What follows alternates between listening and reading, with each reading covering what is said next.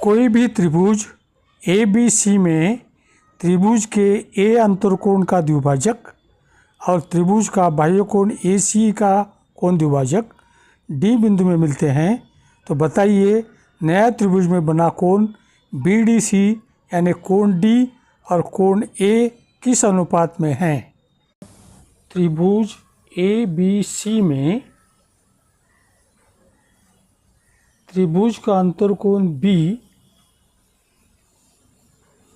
इस कोण का द्विभाजक बी डी है और त्रिभुज का बाह्यकोण ए सी ई इसका द्विभाजक सी डी है।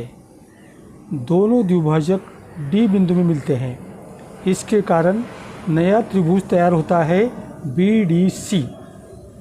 अब हमें कोण ए और कोण डी इसका अनुपात निकालना है। इसके लिए हमें कक्षा 7वीं में सीखे कोणों के गुण उपयोग में लाना है। पहला गुण है त्रिभुज के तीनों कोणों का योग 180 होता है, यानी angle A plus angle B plus angle C equal to 180 degree. इसीलिए एंगल ए प्लस 2 बीटा, हमने यहाँ 2 बीटा क्यों लिया है, हमने एंगल लिखना छोड़ दिया है। और एंगल बी जो है वो 2 बीटा के बराबर है और एंगल सी जो है साय है, तो ये तीनों का योग है 180 डिग्री। और दूसरा गुण है रेखीय युग्म, कोणों का रेखीय युग्म जो है, यहाँ है बी सी ए और ए सी ई, इन दोनों का योग 180 होता है, यानी angle B C A plus angle A C E equal to 180 degree. यहाँ बी सी ए साय है और ए सी ई 2 फाई के बराबर है, तो फाई प्लस फाई हमने लिखा है equal to 180 degree. Psi plus 2 phi equal to 180 degree. ये समीकरण 2 मानेंगे हम और जिसे हम समीकरण 1 मानेंगे।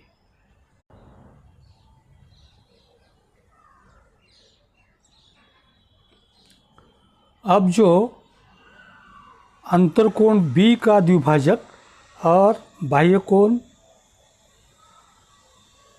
ए सी ई का द्विभाजक दोनों एक बिंदु में मिलने के कारण बी डी सी ये नया त्रिभुज तैयार हुआ है।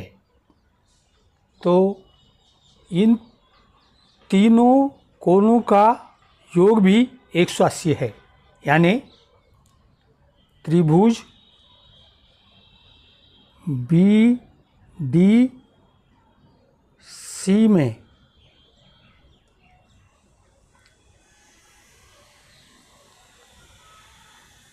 Angle D B C plus angle B C D plus angle D equal to 180 degree. यानी डी बी सी कितना है, बीटा है, प्लस बी सी डी कितना है, साय प्लस फाय है,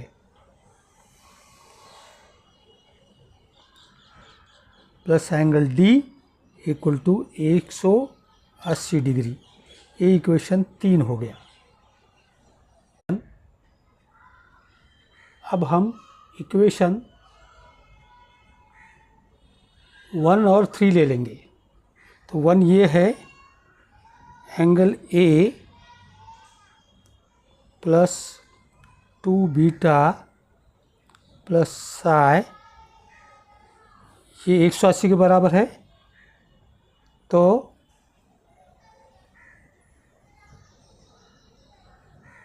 दो है 180 के बराबर, वो है साय प्लस 2 φ।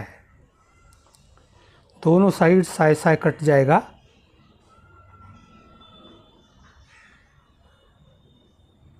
दो से इक्वेशन को डिवाइड करेंगे तो angle A/2 plus beta equal to φ। Equation 4 हो गया।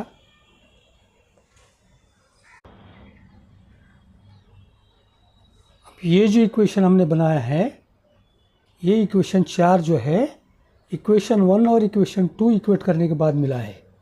हम समीकरण 2 और 3 का उपयोग करेंगे।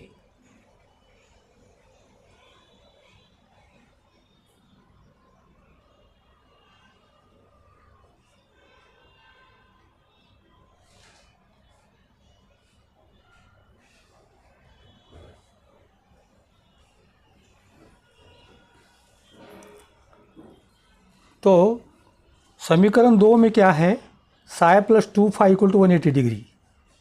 और समीकरण 3 में क्या है, beta plus psi plus φ plus angle D equal to 180 degree.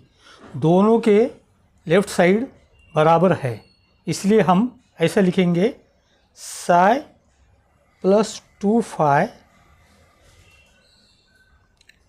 Equal to beta plus psi plus φ plus angle D। अब दोनों साइड साय है, इसलिए साय साय कट जाएंगे। दोनों साइड में φ है, लेकिन इधर 2 φ है, इधर 1 φ है, तो इसमें से 1 φ कटेगा। तो अभी हमारे पास क्या है, φ equal to beta plus angle D। ये समीकरण अभी हो गया 5। अब देखिए समीकरण 5 में φ की जो कीमत है, मान है, वो 4 में भी दिया है। तो 4 और 5 दोनों समान हैं, इसलिए हम लिखेंगे φ इक्वल टू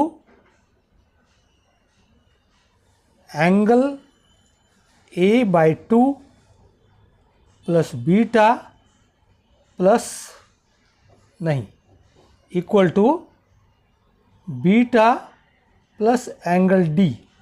ये φ के बराबर ये भी है और ये भी है, तो अभी हम φ छोड़ देंगे, इतना ही इक्वेशन ले लेंगे। तो यहाँ पर क्या है, angle A/2 plus beta equal to beta plus angle D। इसमें दोनों साइड में बीटा बीटा है, तो बीटा बीटा कट हो जाएंगे, तो रहेगा angle A/2 equal to angle D। अभी हम देखेंगे ये एंगल D लेफ़्ट साइड में ले लेंगे, तो ये नीचे जाएगा। Angle A divide by angle D equal to, ये 2 अभी राइट साइड में लेंगे तो ये ऊपर रहेगा 2, और यहाँ तो 1 नीचे होता है, तो ये नीचे 1 है। ठीक है, तो अभी इसमें क्या आ गया है, एंगल D के एंगल A ये दुगना है, या एंगल A के एंगल D आधा है। मतलब angle A is to angle D equal to 2:1, ये अनुपात है। तो हमने 7वीं के 2 कथन से, एक कथन था कोनों का रेखीय युग्म का योग 180 होता है, और दूसरा कथन था कि त्रिभुज में तीनों कोनों का योग 180 होता है। दोनों कथन से ये रिज़ल्ट हमने बनाया है। तो हमने एंगल A और एंगल D का अनुपात 2:1 होता है, ये दिखाया है।